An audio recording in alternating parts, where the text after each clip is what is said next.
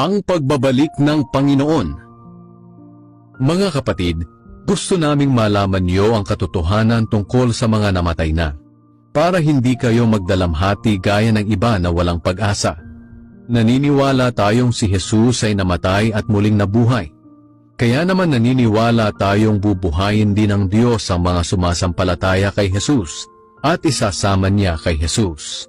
Sinasabi namin sa inyo ang mismong turo ng Panginoon.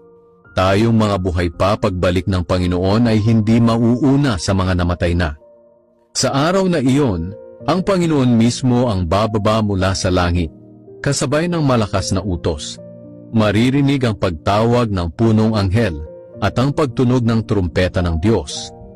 Ang mga namatay na sumasampalataya kay Kristo ang unang bubuhayin.